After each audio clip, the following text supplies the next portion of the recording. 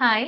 BNSSന്റെ ഇന്നത്തെ ക്ലാസ്സിൽ നമ്മൾ അറസ്റ്റ് ഓഫ് പേഴ്സൺസ് ആണ് ഡീൽ ചെയ്യുന്നത്. നമ്മൾ ഓൾറെഡി സ്റ്റാർട്ട് ചെയ്ത് സെക്ഷൻ 44 വരെ എത്തിയിട്ടുള്ളതാണ്. അപ്പോൾ ഈ ഒരു ക്ലാസ്സിൽ നമ്മൾ സെക്ഷൻ 45 മുതലാണ് നോക്കുന്നത്. നോക്കാം. സെക്ഷൻ 45 പറയുന്നത് pursuit of offenders into other jurisdiction ആണ്. അതായത് ഒരു പോലീസ് ഓഫീസർക്ക് ഒരാളെ അറസ്റ്റ് ചെയ്യാൻ വേണ്ടിയിട്ട് അയാളുടെ ജൂറിസ്ഡിക്ഷൻ അപ്പുറത്തുള്ള ഏത് സ്ഥലത്ത് വേണമെങ്കിലും സഞ്ചരിക്കാൻ വേണ്ടി പറ്റും എന്നുള്ളതാണ് ഈ സെക്ഷനിൽ പറയുന്നത്. അതായത് ഒരു പോലീസ് ഓഫീസർക്ക് വാറണ്ട് ഇല്ലാണ്ട് തന്നെ അറസ്റ്റ് ചെയ്യാൻ അധികാരപ്പെട്ട ഒരാളെ, ഒരു ഒഫൻഡർ ആയിട്ടുള്ള ആളെ അറസ്റ്റ് ചെയ്യാൻ വേണ്ടിയിട്ട് ഇന്ത്യയിൽ എവിടെ വേണമെങ്കിലും സഞ്ചരിക്കാൻ വേണ്ടി പറ്റും, അയാളെ പിന്തുടർന്ന് പോയിട്ട് അറസ്റ്റ് മേക്ക് ചെയ്യാൻ വേണ്ടി പറ്റും എന്ന് പറയുന്ന, അത്തരത്തിൽ അയാളെ സെർച്ച് ചെയ്ത് പോകാൻ വേണ്ടി, പെർസ്യൂട്ട് ചെയ്ത് പോകാൻ വേണ്ടി പറ്റും എന്ന് പറയുന്ന ഒരു സെക്ഷനാണ് സെക്ഷൻ 45. വായിച്ചു നോക്കാം. A police officer can pursue anywhere in India, ഇന്ത്യയിൽ എവിടെ വേണമെങ്കിലും ഒരാളെ അന്വേഷിച്ചുകൊണ്ട് പോകാൻ വേണ്ടി പറ്റും, പിന്തുടർന്നുകൊണ്ട് പോകാൻ പറ്റും, in order to arrest a person whom he is authorized to arrest without warrant. ഒരു വാറണ്ട് ഇല്ലാണ്ട് തന്നെ അറസ്റ്റ് ചെയ്യാൻ അധികാരപ്പെട്ട ഒരു പോലീസ് ഉദ്യോഗസ്ഥൻ എന്ന് പറഞ്ഞാൽ വാറണ്ട് ഇല്ലാണ്ട് അറസ്റ്റ് ചെയ്യുന്നത് എപ്പോഴാണ്? സീരിയസ് ആയിട്ടുള്ള കുറെ ഒഫൻസുകളൊക്കെ ചെയ്യുന്ന സമയത്താണ്. സെക്ഷൻ 35ന്റെ സബ്സെക്ഷൻ 1 നമ്മൾ പഠിച്ചതാണ്. അപ്പൊ അത്തരത്തിൽ വാറണ്ട് ഇല്ലാണ്ട് തന്നെ അറസ്റ്റ് ചെയ്യാൻ ഒരു പോലീസ് ഓഫീസർക്ക് അധികാരപ്പെട്ട ഒരു വിഷയത്തിൽ അത്തരത്തിൽ ഒരു പ്രതിയെ അല്ലെങ്കിൽ ഒരു ഒഫൻഡറെ അറസ്റ്റ് ചെയ്യാൻ വേണ്ടി ഇന്ത്യയിൽ എവിടെ വേണമെങ്കിലും അയാളെ പിന്തുടർന്നുകൊണ്ടോ അല്ലെങ്കിൽ അയാളെ ഫോളോ ചെയ്തുകൊണ്ടോ അല്ലെങ്കിൽ അയാളെ അന്വേഷിച്ചുകൊണ്ടോ ഒരു പോലീസ് ഉദ്യോഗസ്ഥന് പോകാൻ വേണ്ടി സാധിക്കും എന്നാണ് സെക്ഷൻ 45 പറയുന്നത്. മനസ്സിലായല്ലോ? സിനിമകളിലൊക്കെ കണ്ടിട്ടുണ്ടാവും, ഒരു പ്രതിയെ അന്വേഷിച്ചുകൊണ്ട് വേറെ സ്റ്റേറ്റിൽ നിന്നും അല്ലെങ്കിൽ വേറെ സ്ഥലത്തു നിന്നൊക്കെ പോലീസുകാർ വേറെ സ്ഥലങ്ങളിൽ വരുന്ന ഒരു സീനൊക്കെ നിങ്ങൾ കണ്ടിട്ടുണ്ടാവും അല്ലേ? ഓക്കെ, അപ്പൊ അതാണ് ഇവിടെ ഉദ്ദേശിക്കുന്നത്. ഇനി സെക്ഷൻ 46 നോക്കാം. ഇനി സെക്ഷൻ 46 എന്താ പറയുന്നത് നോക്കിയേ. സെക്ഷൻ 46 പറയുവാണ് നോ അൺനെസസറി റെസ്ട്രെയിന്റ്. അൺനെസസറി ആയിട്ടുള്ള തടസ്സം അല്ലെങ്കിൽ നിയന്ത്രണം ഉപയോഗിക്കാൻ വേണ്ടി പാടില്ല. ആവശ്യത്തിൽ കൂടുതൽ, സാഹചര്യം ഡിമാൻഡ് ചെയ്യുന്നതിൽ കൂടുതലുള്ള നിയന്ത്രണം ഉപയോഗിക്കാൻ വേണ്ടി പാടില്ല എന്നാണ് ഈ സെക്ഷൻ 46 പറയുന്നത്. ഇതെല്ലാം അറസ്റ്റുമായി ബന്ധപ്പെട്ട കാര്യങ്ങളാണല്ലോ നമ്മൾ ഈ മൊഡ്യൂളിന്റെ അകത്ത് പഠിക്കുന്നത്. അപ്പൊ നമ്മൾ എന്താണ്, ഏത് സാഹചര്യത്തിലാണ് ഈ അൺനെസസറി ആയിട്ടുള്ള റെസ്ട്രെയിന്റ്, നിയന്ത്രണം ഉപയോഗിക്കാൻ പാടില്ല എന്ന് സെക്ഷൻ 46 പറയുന്നത്? സെക്ഷൻ 46 പറയുന്നത് എന്താണെന്ന് വെച്ചാൽ, ഒരു വ്യക്തിയെ അറസ്റ്റ് ചെയ്തു. അറസ്റ്റ് ചെയ്ത സമയത്ത്, അറസ്റ്റ് ചെയ്തതിന് ശേഷം അയാൾ ആ കസ്റ്റഡിയിൽ നിന്നും അറസ്റ്റിൽ നിന്നും എസ്കേപ്പ് ചെയ്ത് പോകാനുള്ള സാഹചര്യം ഉണ്ടെങ്കിൽ അതിനെ പ്രിവെന്റ് ചെയ്യാൻ വേണ്ടി അയാളുടെ മേലെ ഒരു നിയന്ത്രണം അല്ലെങ്കിൽ ഒരു തടസ്സം ഉപയോഗിക്കുന്ന സമയത്ത് ആ സാഹചര്യം ആവശ്യപ്പെടുന്നതിൽ കൂടുതലുള്ള നിയന്ത്രണം അയാളുടെ മേലെ വെക്കാൻ വേണ്ടി പാടില്ല എന്നാണ് ഈ സെക്ഷൻ പറയുന്നത്. അപ്പൊ സാഹചര്യം മനസ്സിലായില്ലോ? ഒരാളെ അറസ്റ്റ് ചെയ്തു, ആ സമയത്ത് അയാളെ കസ്റ്റഡിയിൽ നിന്നും ഓടിപ്പോകാൻ വേണ്ടി സാധ്യത ഉണ്ട് എന്നുണ്ടെങ്കിൽ അവിടെ അത് തടയാൻ വേണ്ടി, ആ ഓടിപ്പോകല് തടയാൻ വേണ്ടി അയാളുടെ മേലൊരു നിയന്ത്രണം ഉപയോഗിക്കുന്ന സമയത്ത് ആ സാഹചര്യത്തിന് കൂടുതൽ, ആ സാഹചര്യം ആവശ്യപ്പെടുന്നതിൽ കൂടുതൽ നിയന്ത്രണം അയാളുടെ മേലെ ഉപയോഗിക്കാൻ വേണ്ടി പാടില്ല എന്നാണ് പറയുന്നത്. The person arrested shall not be subjected to more restraint than is necessary to prevent his escape എന്നുള്ളതാണ്. ഇപ്പൊ ഒരാൾ കസ്റ്റഡിയിൽ നിന്ന് അയാൾ ഓടിപ്പോകാൻ സാധ്യത ഉണ്ട് എന്നുണ്ടെങ്കിൽ അവിടെ അയാൾ ഓടിപ്പോവാണ്ടിരിക്കാനുള്ള നിയന്ത്രണമേ ഉപയോഗിക്കാൻ പാടുള്ളൂ. അല്ലാണ്ട് അതിനു വേണ്ടി അയാളെ വെടിവെച്ച് കൊല്ലാനോ അല്ലെങ്കിൽ അങ്ങനെ മരണം സംഭവിക്കാവുന്ന അല്ലെങ്കിൽ വലിയ പരിക്കുകൾ പറ്റുന്ന രീതിയിലേക്കുള്ള നിയന്ത്രണം അവിടെ പറ്റില്ല എന്നർത്ഥം. മനസ്സിലായല്ലോ? ക്ലിയർ ആണ് കാര്യം. നമുക്ക് സെക്ഷൻ 47ലേക്ക് പോകാം. ഇനി നമ്മൾ സെക്ഷൻ 47 നോക്കുന്ന സമയത്ത് സെക്ഷൻ 47 പറയുന്നത് person arrested to be informed of grounds of arrest മാത്രമല്ല and of right to bail എന്നുള്ള കാര്യമാണ്. ഒരു വ്യക്തി അറസ്റ്റ് ചെയ്യുമ്പോൾ അറസ്റ്റ് ചെയ്യപ്പെടുന്ന വ്യക്തിക്ക് അയാൾ എന്തിന്റെ ഗ്രൗണ്ടിലാണ് അയാൾ അറസ്റ്റ് ചെയ്യപ്പെടുന്നത് എന്ന് അറിയാനുള്ള, അല്ലെങ്കിൽ അയാളോടത് പറഞ്ഞിരിക്കണം, അറിയാനുള്ള അവകാശം അയാൾക്കുണ്ട്. അതുപോലെ തന്നെ അയാൾക്ക് ബെയിൽ കിട്ടാനുള്ള അവകാശമുണ്ട് എന്നുള്ള കാര്യമാണ് ഈ സെക്ഷൻ 47 പറയുന്നത്. നമുക്ക് വായിച്ചു നോക്കാം. 2 സബ്സെക്ഷനുകളിലായിട്ടാണ് ഈ കാര്യം പറയുന്നത്. സബ്സെക്ഷൻ 1 പറയുന്നത് every police officer or other person arresting any person without warrant. അതായത് ഒരു പോലീസ് ഓഫീസർ അല്ലെങ്കിൽ മറ്റൊരു പേഴ്സൺ ഒരു വ്യക്തിയെ വാറണ്ട് ഇല്ലാണ്ട് അറസ്റ്റ് ചെയ്യുവാണെങ്കിൽ അറസ്റ്റ് ചെയ്യുന്ന മുറയ്ക്ക് he shall forthwith communicate to the arrested person full particulars of the offence for which he is arrested or the grounds of such arrest. എന്തിനാണ് അറസ്റ്റ് ചെയ്യുന്നത്, ഏത് കേസ് പ്രകാരമാണ് അറസ്റ്റ് ചെയ്യുന്നത്, അങ്ങനെ കേസിന്റെ എന്തിനാണ് അറസ്റ്റ് ചെയ്യുന്നതിന്റെ ഗ്രൗണ്ട്സ് അല്ലെങ്കിൽ ഏത് ഒഫൻസുമായി ബന്ധപ്പെട്ടാണ് ഇയാളെ അറസ്റ്റ് ചെയ്യുന്നത് എന്ന കാര്യം അറസ്റ്റ് ചെയ്യുന്ന ആള്, അറസ്റ്റ് ചെയ്യപ്പെടുന്ന ആളോട് കമ്മ്യൂണിക്കേറ്റ് ചെയ്യണം എന്നുള്ളതാണ് സെക്ഷൻ 47ന്റെ സബ്സെക്ഷൻ 1 പറയുന്നത്. അപ്പൊ നമ്മൾ ഭരണഘടനയൊക്കെ പഠിച്ചിട്ടുണ്ടാവും. ഭരണഘടന നിങ്ങൾ പഠിച്ച സമയത്ത് പാർട്ട് 3, ഭരണഘടനയുടെ പാർട്ട് 3 മൗലിക അവകാശങ്ങളാണ്. ഈ മൗലിക അവകാശങ്ങളുടെ ഭാഗമായിട്ട് ആർട്ടിക്കിൾ 22 പഠിച്ചിട്ടുണ്ടാവും. ആർട്ടിക്കിൾ 22 എന്താണ്? അറസ്റ്റ് ചെയ്യപ്പെടുന്ന ആൾക്ക് കിട്ടുന്ന പ്രൊട്ടക്ഷനും ഡിറ്റൻഷനിലാവുന്ന ആളുകൾക്ക് കിട്ടുന്ന പ്രൊട്ടക്ഷനെയും കുറിച്ച് പറയുന്ന ആർട്ടിക്കിൾ ആണ്. അപ്പൊ അതിന്റെ അകത്ത് അറസ്റ്റഡ് പേഴ്സന്റെ പ്രൊട്ടക്ഷൻ ആയിട്ട് അല്ലെങ്കിൽ അറസ്റ്റഡ് പേഴ്സന്റെ റൈറ്റ് ആയിട്ട് 3 കാര്യങ്ങൾ കൃത്യമായിട്ട് നിങ്ങൾ പഠിച്ചിട്ടുണ്ടാവും. അറസ്റ്റഡ് പേഴ്സണിന് 24 hours മുമ്പ് മജിസ്ട്രേറ്റിന് മുമ്പിൽ ഹാജരാക്കണം എന്നുള്ള ഒരു കാര്യം പഠിച്ചിട്ടുണ്ടാവും. അറസ്റ്റഡ് പേഴ്സണിന് ഒരു അഡ്വക്കേറ്റിനെ കോൺടാക്ട് ചെയ്യാനുള്ള ചോയ്സിനനുസരിച്ച് അഡ്വക്കേറ്റിനെ കോൺടാക്ട് ചെയ്യാനുള്ള അവകാശം ഉണ്ടെന്ന് പഠിച്ചിട്ടുണ്ടാവും. അങ്ങനെ ഏറ്റവും ബേസിക്കലി ഒരാൾ അറസ്റ്റ് ചെയ്യുന്ന സമയത്ത് ആളെ എന്തിന്റെ ഗ്രൗണ്ടിലാണ് അറസ്റ്റ് ചെയ്യുന്നത് എന്ന് അയാളോട് പറഞ്ഞിരിക്കണം എന്ന കാര്യം നിങ്ങൾ പഠിച്ചിട്ടുണ്ടാവും. ഭരണഘടനയിലെ ഫണ്ടമെന്റൽ റൈറ്റ് ആണ് ഒരു അറസ്റ്റ് ചെയ്യപ്പെടുന്ന പേഴ്സണെ സംബന്ധിച്ച് അയാളെ അറസ്റ്റിന്റെ ഗ്രൗണ്ട്, ലീഗൽ പ്രാക്ടീഷണറെ കോൺടാക്ട് ചെയ്യാൻ പറ്റുക, 24 ഹവേഴ്സിന് മുമ്പ് മജിസ്ട്രേറ്റ് മുമ്പിൽ ഹാജരാക്കുക എന്ന് പറയുന്ന 3 കാര്യങ്ങൾ. അപ്പൊ അത് നിങ്ങളുടെ മനസ്സിലുണ്ടാവണം. അത് ഭരണഘടന പറയുന്ന മൗലിക അവകാശമാണ്. ഇവിടെ നമ്മൾ പറയുന്നത് അതേ കാര്യം തന്നെ, അതിന്റെ ചില എലമെന്റ്സ് തന്നെയാണ്, അതേ കാര്യം തന്നെയാണ് പറയുന്നത്. സെക്ഷൻ 47ന്റെ സബ്സെക്ഷൻ 1 പറയുന്നുണ്ട്, ഒരു വ്യക്തിയെ ഒരാൾ അറസ്റ്റ് ചെയ്യുമ്പോൾ പോലീസ് ആയിക്കോട്ടെ മറ്റൊരു പേഴ്സൺ ആയിക്കോട്ടെ ഒരു വ്യക്തിയെ അറസ്റ്റ് ചെയ്യുന്ന സമയത്ത് അയാൾ എന്തിനാണ് അറസ്റ്റ് ചെയ്യുന്നത്, ഏത് ഒഫൻസിനാണ്, എന്ത് ഗ്രൗണ്ടിലാണ് അയാൾ അറസ്റ്റ് ചെയ്യുന്നത് എന്ന്, അതായത് വാറണ്ട് ഇല്ലാത്ത കേസുകൾ അറസ്റ്റ് ചെയ്യുന്ന സമയത്ത് അത്തരത്തിൽ പറഞ്ഞിരിക്കണം, കമ്മ്യൂണിക്കേറ്റ് ചെയ്തിരിക്കണം എന്നാണ് പറയുന്നത്. അപ്പൊ ഒരു വാറണ്ട് ഉള്ള കേസിൽ എന്തുകൊണ്ടാണ് അങ്ങനെ പറയണം എന്ന് പറയാത്തത്? വാറണ്ട് ഉള്ള കേസിൽ സ്വാഭാവികമായിട്ടും വാറണ്ടിന്റെ അകത്ത് എഴുതിയിട്ടുണ്ടാവും ഏത് കേസ്, ഏത് കോടതി, അല്ലെങ്കിൽ ഏത് ഒഫൻസ് എന്നുള്ള കാര്യം. അപ്പൊ അതുകൊണ്ടാണ് ഇവിടെ വാറണ്ട് ഇല്ലാത്ത കേസ് എന്ന് പർട്ടിക്കുലർലി എടുത്തു പറയുന്നത്. സബ്സെക്ഷൻ 1 ക്ലിയർ ആയല്ലോ. സബ്സെക്ഷൻ 2 നോക്കാം. ഇനി സബ്സെക്ഷൻ 2 നോക്കുകയാണെങ്കിൽ സബ്സെക്ഷൻ 2 പറയുന്നത് ഒരു വ്യക്തിയെ ഒരു ബെയിലബിൾ ഒഫൻസിന് വേണ്ടി അറസ്റ്റ് ചെയ്തു. ഒരു ബെയിലബിൾ ഒഫൻസ് ചെയ്തു എന്നതിന്റെ പേരിൽ ഒരാളെ അറസ്റ്റ് ചെയ്യുന്ന സമയത്ത് അറസ്റ്റ് ചെയ്യുന്ന ആള് ഈ അറസ്റ്റ് ചെയ്യപ്പെടുന്ന വ്യക്തിയോട് പറയണം, അതായത് നിങ്ങളെ അറസ്റ്റ് ചെയ്തിട്ടുള്ളത് ഒരു ബെയിലബിൾ ഒഫൻസിന്റെ പേരിലാണ്. ബെയിലബിൾ ഒഫൻസ് എന്ന് പറഞ്ഞാൽ ജാമ്യം കിട്ടുന്ന കുറ്റകൃത്യമാണ്. അതുകൊണ്ട് തന്നെ നിങ്ങൾക്ക് ജാമ്യം കിട്ടാനുള്ള അവകാശമുണ്ട്. അപ്പൊ അതിന് വേണ്ടിയിട്ടുള്ള ഷുവർട്ടീസ്, ജാമ്യക്കാരെ മറ്റും നിങ്ങൾ അറേഞ്ച് ചെയ്യണം എന്നുള്ള വിവരം ആ അറസ്റ്റ് ചെയ്യുന്ന പോലീസ് അല്ലെങ്കിൽ അറസ്റ്റ് ചെയ്യുന്ന വ്യക്തി അറസ്റ്റ് ചെയ്യപ്പെടുന്ന ആളോട്, അവൈലബിൾ ആയിട്ടുള്ള ഒരു ഒഫൻസ് ചെയ്ത ആളോട് പറഞ്ഞിരിക്കണം എന്നാണ്. അത് ആ വ്യക്തിയെ സംബന്ധിച്ച്, അതായത് അറസ്റ്റ് ചെയ്യപ്പെടുന്ന വ്യക്തിയെ സംബന്ധിച്ച് അത് അറിയുക എന്നുള്ളത് അയാളുടെ റൈറ്റ് ആണ് എന്നുള്ളതാണ് ഇവിടെ നിയമം പറയുന്നത്. വായിച്ചു നോക്കാം. where a police officer arrests without warrant, warrant ഇല്ലാണ്ടാണ് അറസ്റ്റ് ചെയ്യുന്നത്, any person other than a person accused of a non-bailable offense. non-bailable offense അല്ലാത്ത ഒഫൻസ് ചെയ്ത ആൾ എന്ന് പറഞ്ഞാൽ ആരാണ്? ബെയിലബിൾ ആയിട്ടുള്ള ഒഫൻസ് ചെയ്ത ആൾ. നിയമം പറയുമ്പോൾ വളരെ കോംപ്ലിക്കേറ്റഡ് ആയിട്ടായിരിക്കും പറയാം, പക്ഷെ ഉദ്ദേശിക്കുന്നത് എന്താണ്? A person other than A accused of A non bailable offence എന്ന് പറഞ്ഞാൽ നോൺ ബെയിലബിൾ കുറ്റകൃത്യം അല്ലാത്ത ഒരു കുറ്റകൃത്യം ചെയ്ത ആൾ, ദാറ്റ് മീൻസ് എ ബെയിലബിൾ കുറ്റകൃത്യം ചെയ്തിട്ടുള്ള ആള്. അങ്ങനെയുള്ളവരെ അറസ്റ്റ് ചെയ്യുന്ന സമയത്ത് അറസ്റ്റ് ചെയ്യുന്ന പേഴ്സൺ ഓർ പോലീസ് എന്ത് പറയണം? അവരെ അറിയിക്കണം. That shall inform the person arrested that he is entitled to be released on bail. ജാമ്യത്തിന് വിടാനുള്ള അവകാശമുണ്ട് നിങ്ങളെ. കാര്യം നിങ്ങൾ ചെയ്തിട്ടുള്ളത് ഒരു ജാമ്യം കിട്ടുന്ന ബെയിലബിൾ ആയിട്ടുള്ള ഒഫൻസ് ആണ്. That he may arrange sureties for on his behalf എന്നാണ് പറയുന്നത്. അയാൾക്ക് വേണ്ടി അയാൾക്ക് ഷുവർട്ടീസിനെ, ജാമ്യക്കാരെ അറേഞ്ച് ചെയ്യാം. കാര്യം ജാമ്യം കിട്ടാവുന്ന കുറ്റകൃത്യമാണ് ചെയ്തത്, ജാമ്യത്തിന് വിടുന്നതാണ്. അതുകൊണ്ട് ജാമ്യക്കാരെ അറേഞ്ച് ചെയ്യൂ. നിങ്ങൾ അറസ്റ്റ് ചെയ്തത് ഒരു ജാമ്യം കിട്ടുന്ന കുറ്റകൃത്യത്തിനാണ് എന്ന് പറയുന്നതാണ് ഈ സബ്സെക്ഷൻ 2 പറയുന്നത്. ഇതും എന്താണ്? വാറന്റ് ഇല്ലാണ്ട് അറസ്റ്റ് ചെയ്യുന്ന സാഹചര്യമാണ് ഇവിടെ പറയുന്നത്. മനസ്സിലായല്ലോ?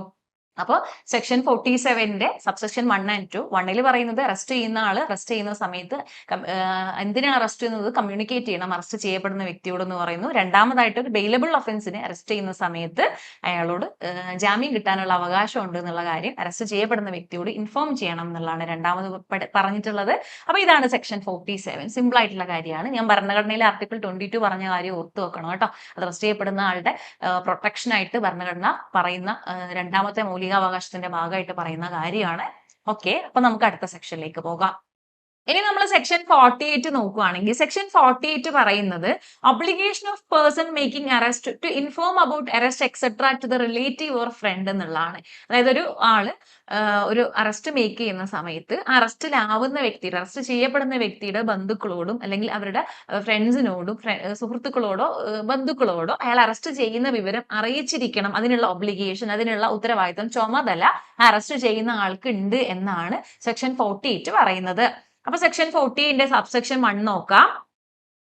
സബ്സെക്ഷൻ 1 പറയുന്നത് every police officer or other person making an arrest shall immediately inform the arrested person's relative or friends or such other person as may be disclosed or nominated by him, as well as the designated district police officer in the district about the arrest and the place where the person is being held എന്നാണ് പറയുന്നത്.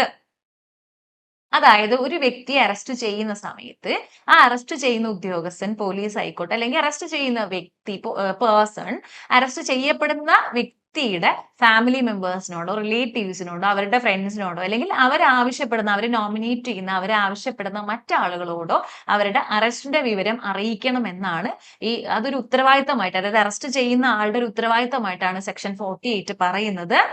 അപ്പൊ arrest ചെയ്യപ്പെടുന്ന ആളുടെ ബന്ധുക്കളോടോ അല്ലെങ്കിൽ അയാളുടെ ഫ്രണ്ട്സിനോടോ അല്ലെങ്കിൽ അയാൾക്ക് വേണ്ടപ്പെട്ട ആളുകളോടോ അറസ്റ്റിന്റെ വിവരം അറിയിക്കണം എന്നുള്ള കാര്യമാണ്. അതായത് ആരറിയിക്കണം? അറസ്റ്റ് ചെയ്യുന്ന ആള് അറിയിക്കണം എന്നുള്ളതാണ് ഇവിടെ സെക്ഷൻ 48 സബ്സെക്ഷൻ 1 പറയുന്നത്. മാത്രമല്ല അറസ്റ്റ് ചെയ്യുന്ന ആളുടെ ബന്ധുക്കളോടോ അല്ലെങ്കിൽ ഫ്രണ്ട്സിനോടോ മാത്രം പറഞ്ഞാൽ പോരാ, ആ ജില്ലക്കകത്തുള്ള ഡെസിഗ്നേറ്റഡ് പോലീസ് ഓഫീസർ ആയിട്ടുള്ള ആ ജില്ലയിലെ ഡെസിഗ്നേറ്റഡ് പോലീസ് ഓഫീസർ എന്ന് പറയുന്ന പോസ്റ്റിൽ ഇരിക്കുന്ന ആളോടും ഈ അറസ്റ്റിന്റെ വിവരം അറിയിക്കണം. അറസ്റ്റിന്റെ വിവരം മാത്രം അറിയിച്ചാൽ പോരാ, അറസ്റ്റ് ചെയ്ത വിവരവും പറയണം. അതുപോലെ അറസ്റ്റ് ചെയ്ത ആളെ ഇപ്പൊ എവിടെയാണ് കീപ്പ് ചെയ്തിട്ടുള്ളത്, അയാളുടെ കസ്റ്റഡി എവിടെയാണ്, അയാളെ കീപ്പ് ചെയ്തിട്ടുള്ളത് എന്നുള്ള വിവരം കൂടെ പറയണം എന്നാണ് സെക്ഷൻ 48 സബ്സെക്ഷൻ 1 പറയുന്നത്. അപ്പൊ ഒരാളെ അറസ്റ്റ് ചെയ്തു, ഉടനെ തന്നെ എന്ത് ചെയ്യണം? അയാളുടെ വീട്ടിലുള്ള ആളുകളോട് അല്ലെങ്കിൽ അയാളുടെ വേണ്ടപ്പെട്ട ആളുകളോട് അയാളെ അറസ്റ്റ് ചെയ്തു എന്നുള്ള വിവരം പറയണം. എന്നിട്ട് എന്ത് ചെയ്യണം?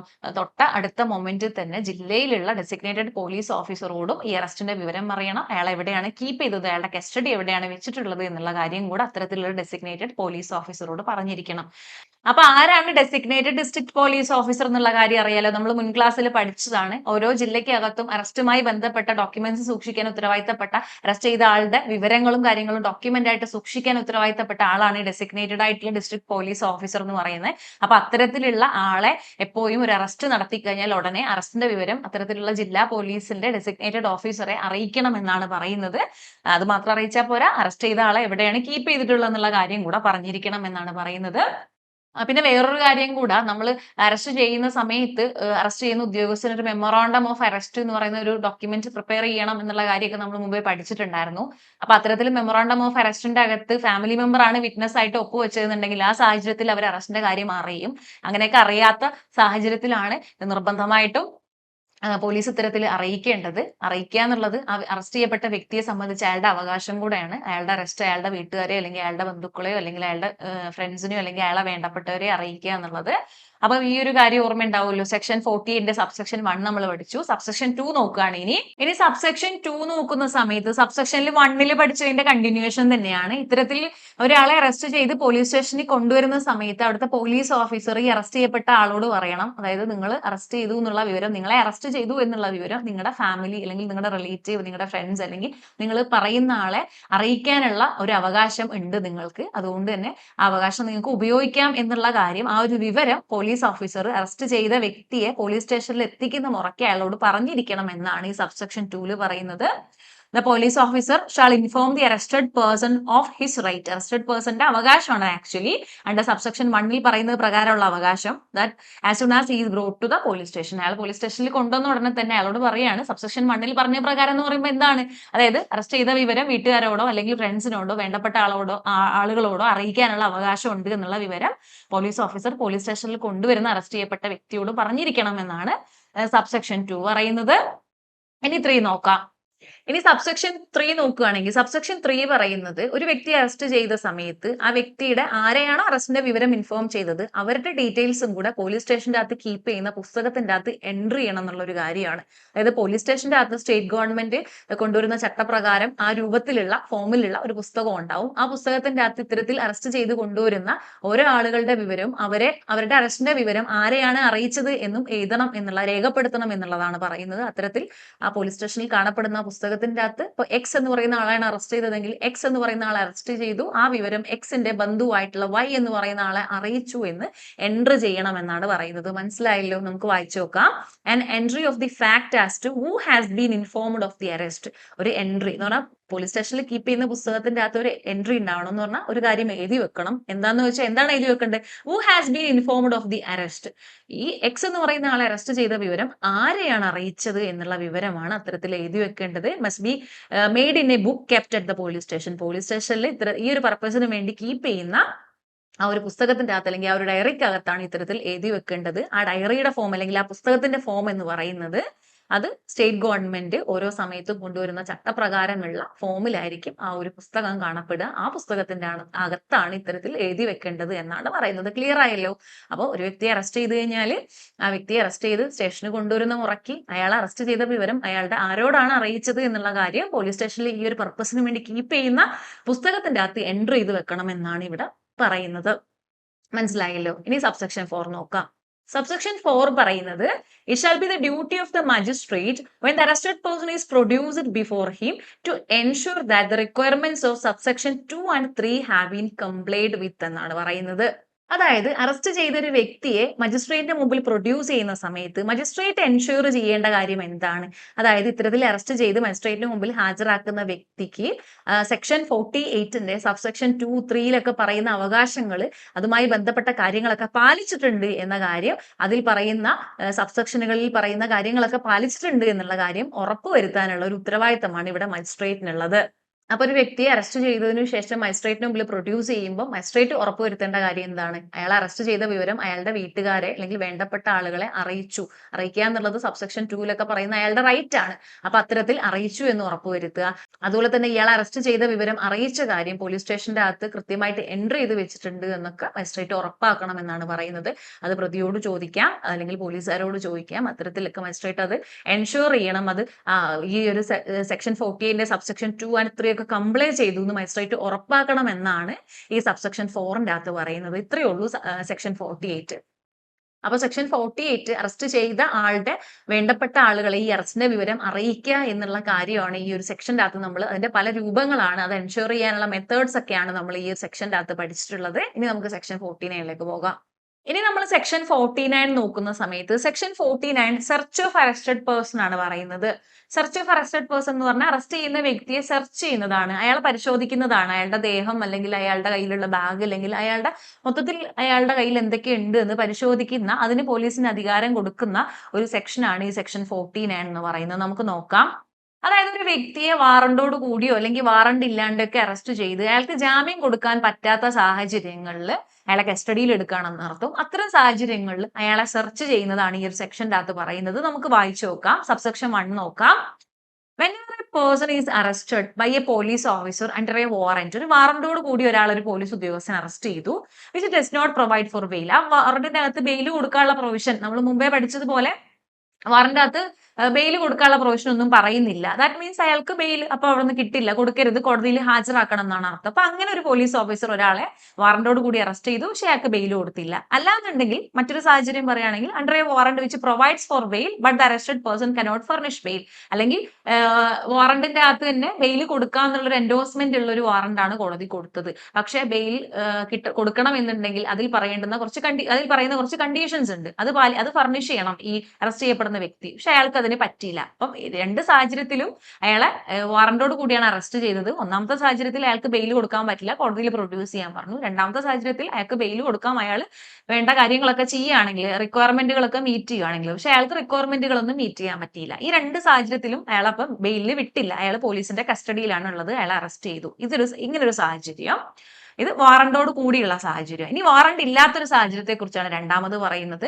whenever a person is arrested without a warrant, ഒരു വ്യക്തി വാറണ്ട് ഇല്ലാണ്ട് അറസ്റ്റ് ചെയ്യപ്പെട്ടു, അല്ല എന്നുണ്ടെങ്കിൽ arrested by a private person under a warrant, വാറണ്ടോട് കൂടി ഇയാൾ അറസ്റ്റ് ചെയ്തത് ഒരു പ്രൈവറ്റ് പേഴ്സൺ ആണ് ഇയാൾ അറസ്റ്റ് ചെയ്തത്, എന്നിട്ട് പോലീസിന് ഹാൻഡ് ഓവർ ചെയ്യാണ് ചെയ്തത്. അല്ല എന്നുണ്ടെങ്കിൽ cannot legally be admitted to bail, അല്ലെങ്കിൽ മറ്റെന്തെങ്കിലും കാരണങ്ങൾ കൊണ്ട് ഇയാൾ ഇങ്ങനെ അറസ്റ്റ് ചെയ്തൊക്കെ കൊണ്ടുവന്നു, പക്ഷെ അയാൾക്ക് ജാമ്യം കൊടുക്കാൻ പറ്റില്ല എന്ന് പറഞ്ഞാൽ അയാൾ നോൺ ബെയിലബിൾ കുറ്റമായിരിക്കാം ചെയ്തത്. ഇത്തരത്തിൽ അയാൾക്ക് ബെയിൽ ഫർണിഷ് ചെയ്യാൻ പറ്റിയ സാഹചര്യങ്ങളില്ല. ചുരുക്കി പറഞ്ഞാൽ അയാൾ പോലീസിന്റെ കസ്റ്റഡിയിലാണ്, അയാളെ വാറണ്ട് ഇല്ലാണ്ടാണ് അറസ്റ്റ് ചെയ്തതെന്ന് പറഞ്ഞാൽ സീരിയസ് ആയിട്ടുള്ള ഒഫൻസ് ചെയ്ത ആളായിരിക്കാം. അല്ലെങ്കിൽ അയാൾ ഒരു പ്രൈവറ്റ് പേഴ്സൺ വാറണ്ടോട് കൂടി അറസ്റ്റ് ചെയ്തു, പക്ഷെ എന്താണ് വാറണ്ടോട് കൂടിയാണ് അറസ്റ്റ് ചെയ്തതെങ്കിലും അയാളെ പോലീസിന് ഹാൻഡ് ഓവർ ചെയ്തു, പക്ഷെ അയാൾക്ക് ബെയിൽ എടുക്കാൻ പറ്റിയ സാഹചര്യം ഒന്നും ഇല്ല എന്നുണ്ടെങ്കിൽ, അതായത് അണേബിൾ ടു ഫർണിഷ് ബെയിൽ ആണ്. അങ്ങനെയുള്ള സാഹചര്യത്തിൽ ഇപ്പൊ ഈ രണ്ട് സാഹചര്യം പറഞ്ഞു. ഒന്ന് വാറണ്ടോട് കൂടി അറസ്റ്റ് ചെയ്തു, പക്ഷെ ബെയിൽ കൊടുക്കാൻ പറ്റിയ സാഹചര്യം ഉണ്ടായില്ല, അല്ലെങ്കിൽ ബെയിൽ കൊടുക്കാൻ പറ്റിയില്ല. രണ്ടാമത് വാറണ്ട് ഇല്ലാണ്ടോ അല്ലെങ്കിൽ പ്രൈവറ്റ് പേഴ്സൺ ഒക്കെ അറസ്റ്റ് ചെയ്തു, പക്ഷെ എപ്പോഴും ബെയിൽ കൊടുക്കാൻ വേണ്ടി പറ്റില്ല. അപ്പൊ ഇങ്ങനെയൊക്കെയുള്ള സാഹചര്യത്തിൽ ഒരാൾ പോലീസ് കസ്റ്റഡിയിലാവുമ്പോൾ, ഒരു അറസ്റ്റഡ് പേഴ്സൺ പോലീസ് കസ്റ്റഡിയിലാവുമ്പോൾ, the officer making the arrest or the police officer to whom a private person handovers the arrested may search the person and place in safe custody all articles found upon him other than necessary wearing apparel എന്നാ പറയുന്നത്. അപ്പൊ ഇത്തരത്തില് police arrest ചെയ്തു കൊണ്ടുവന്നൊരു വ്യക്തി, മേൽ പറഞ്ഞ സാഹചര്യങ്ങളിൽ police arrest ചെയ്തു കൊണ്ടുവന്നൊരു വ്യക്തി, അല്ലാന്നുണ്ടെങ്കിൽ ഒരു പ്രൈവറ്റ് പേഴ്സൺ അറസ്റ്റ് ചെയ്ത് പോലീസിന് കൈമാറിയ ഒരു അറസ്റ്റഡ് പേഴ്സൺ, ഈ അറസ്റ്റഡ് പേഴ്സണിനെ അയാളെ പോലീസ് കസ്റ്റഡിയിൽ എടുക്കുന്ന സമയത്ത് പോലീസിന് അയാളെ സെർച്ച് ചെയ്യാനുള്ള അധികാരമുണ്ട് എന്നാണ് പറയുന്നത്. അത്തരത്തിൽ സെർച്ച് ചെയ്തിട്ട് അയാളുടെ കയ്യിൽ നിന്ന് അയാൾ ധരിച്ച വസ്ത്രം അല്ലെങ്കിൽ ചെരുപ്പ് ഒഴികെയുള്ള അത്തരത്തിൽ വെയറിംഗ് അപ്പാരൽസ് ആയിട്ടുള്ള വസ്തുക്കളല്ലാത്ത മറ്റെന്തെങ്കിലും കിട്ടിക്കഴിഞ്ഞാൽ, സപ്പോസ് അയാളുടെ ഫോണ് അല്ലെങ്കിൽ അയാളുടെ പേഴ്സ് അല്ലെങ്കിൽ മറ്റെന്തെങ്കിലും വെപ്പൺസ് മറ്റെന്തെങ്കിലും കാര്യങ്ങൾ കിട്ടിക്കഴിഞ്ഞാൽ അത് പോലീസ് കസ്റ്റഡിയിൽ എടുക്കും, അതിനെ സീസ് ചെയ്യുന്നതാണ് എന്നാണ് ഈ സെക്ഷൻ്റെ അകത്ത് പറയുന്നത്. So, the police officer making the arrest or the police officer to whom the person hands over the arrested person may search the person.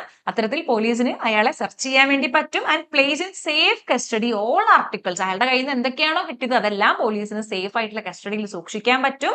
Found upon him other than the necessary wearing apparel. അയാളുടെ കയ്യിൽ നിന്ന് കിട്ടിയ അയാൾ ധരിച്ചിരിക്കുന്ന വസ്തുക്കൾ ഒഴിച്ച് മറ്റെന്ത് വസ്തുക്കൾ കിട്ടിയാലും പോലീസിന് അത് കസ്റ്റഡിയിൽ എടുക്കാൻ വേണ്ടി സൂക്ഷിക്കാൻ വേണ്ടി പറ്റും എന്നാണ് ഈ സബ്സെക്ഷൻ 1ന്റെ അകത്ത് പറയുന്നത്. തീർന്നില്ല.